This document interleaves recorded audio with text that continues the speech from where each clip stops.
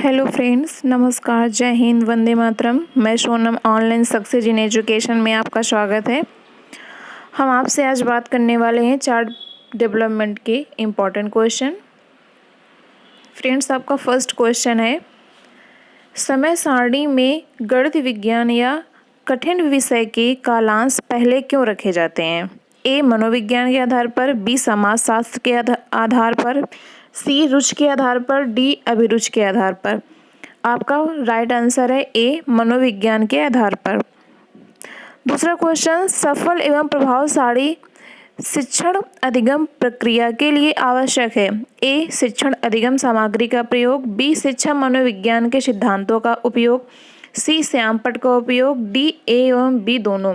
Friends, आपका ए, शिक्षण अधिगम सामग्री का प्रयोग, ये बिल्कुल सही है।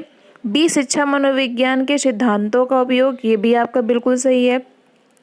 इसमें आपका उपयुक्त सभी ऑप्शन नहीं दिया गया है, इसमें ए और बी दोनों दिए गए हैं, तो आपका करेक्ट आंसर ए और बी दोनों यानी कि डी हो जाएगा। क्वेश्चन नंबर 3, निर्देशन एवं परामर्श के विषय का अधिक उपयोग। निर्देशन एवं परामर्श आपका शिक्षा मनोविज्ञान में उपयोग किया जाता है, इसलिए आपका करेक्ट आंसर हो जाएगा ए, शिक्षा मनोविज्ञान। गणित में आपका नहीं किया जाता, हिंदी में नहीं, विज्ञान में भी नहीं, शिक्षा मनोविज्ञान में किया गया है। छात्रों की योग्यता एवं रुचि के आधार पर पाठ्यक्रम निर्माण में योगदान किसका है? शिक्षा मनोविज्ञान का, निर्देशन का, परामर्श का, इनमें से सभी का। इसमें से आपका करेक्ट आंसर हो जाएगा शिक्षा मनोविज्ञान का। क्वेश्चन नंबर 5, बुद्धि परीक्षण विषय है। बुद्धि परीक्षण विषय आपका शिक्षा मनोविज्ञान का है, भौतिक विज्ञान का है, रसायन विज्ञान का है या फिर सामाजिक विज्ञान का है? आपका बुद्धि चैप्टर आपका शिक्षा मनोविज्ञान में है, इसलिए आपका बुद्धि परीक्षण शिक्षा मनोविज्ञान का विषय है। क्वेश्चन नंबर 6, शिक्षा मनोविज्ञान के ज्ञान द्वारा बालकों की बुद्धि तथा रुचियों की जानकारी करके शिक्षा देता है। ये आपका बिल्कुल सही है। वो उसकी बुद्धि को परखता है और वो देखता है कि उसकी क्या रुचि है, उसका सबसे ज़्यादा मन किसमें लग रहा है। नंबर बी, प्रकृति को जानकर शिक्षा देता है। नंबर सी, आर्थिक स्थिति तथा पारिवारिक स्थिति की जानकारी लेकर शिक्षा देता है। शिक्षक मनोविज्ञान के आधार पर क्या करता है, उसकी आर्थिक स्थिति का पता लगाता है तथा उसकी पारिवारिक स्थिति का पता लगाता है और फिर उसे शिक्षा देता है।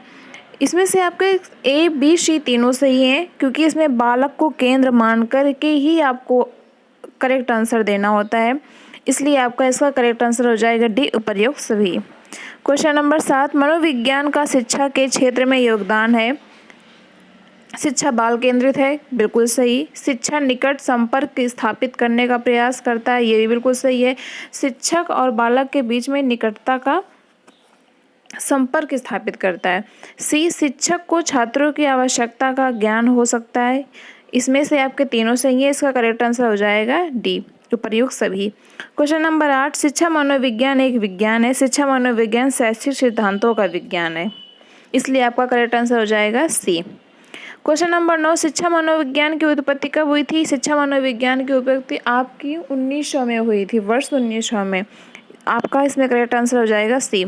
10वां नंबर, मनोविज्ञान शब्द के समांतर अंग्रेजी शब्द साइकोलॉजी की उत्पत्ति किस भाषा में हुई? ये तो आपको पता ही है, ये साइकोलॉजी की उत्पत्ति आपकी ग्रीक भाषा में हुई थी। आपका करेक्ट आंसर हो जाएगा बी।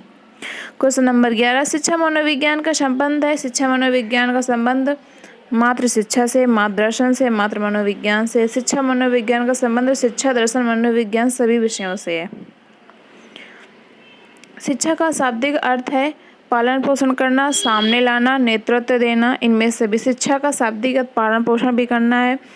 सामने लाना मतलब कि बच्चे में क्या कमियां हैं या क्या गुण हैं, क्या अवगुण हैं, सबको सामने लाना। नेतृत्व करना, ये सभी शिक्षा का शाब्दिक अर्थ है। आपका करेक्ट आंसर हो जाएगा डी। मनोविज्ञान वातावरण के संपर्क में आने वाले व्यक्तियों के क्रियाकलाप का विज्ञान है। ये कथन आपके वुडवर्थ जी ने दिया था। क्वेश्चन नंबर 14, मनोविज्ञान शिक्षा का आधारभूत विज्ञान है। ये कथन आपके स्किनर जी ने दिया था। करेक्ट आंसर हो जाएगा ए, स्किनर। क्वेश्चन नंबर 15, शिक्षा मनोविज्ञान की विषय सामग्री का संबंध है पढ़ना लिखना बोलना सीखना। शिक्षा मनोविज्ञान की विषय सामग्री का संबंध आपका है सीखना, इसलिए आपका करेक्ट आंसर हो जाएगा डी यानी कि सीखना।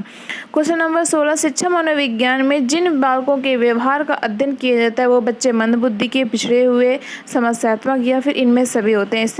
इनमें से सभी बच्चे होते हैं। कुछ बच्चे ऐसे होते हैं जो मंदबुद्धि के होते हैं, उनको देर में समझ में आता है। कुछ बच्चे ऐसे होते हैं जो पिछड़े हुए वर्ग के होते हैं। कुछ बच्चे ऐसे होते हैं समस्या, तो उनसे सभी प्रकार की थोड़ी थोड़ी समस्या होती हैं। पढ़ने में दोष, सुनने में दोष, इस तरह की कुछ समस्या होती हैं, वो सब शिक्षा मनोविज्ञान के अंतर्गत आता है। इसमें से सभी सही हो जाएंगे। क्वेश्चन नंबर 17, सीखने की प्रक्रिया के अंतर्गत शिक्षा मनोविज्ञान अध्ययन करता है प्रेरणा, पुलन बलन के प्रभाव का अध्ययन, वंशानुक्रम व वातावरण का अध्ययन, ध्यान व रुचि का अध्ययन, व्यक्तित्व भेदों का अध्ययन। सीखने की प्रक्रिया आपका प्रेरणा व पुलन बलन का। प्रेरणा मतलब किसी बच्चे को कोई चीज़ नहीं आ रही है तो उसको मोटिवेट करना, उसको प्रेरणा देना जिससे वो करे, कोशिश करे। ठीक है। क्वेश्चन नंबर 18, मनोविज्ञान मन का विज्ञान है, ये आपका अरस्तु जी ने कहा था।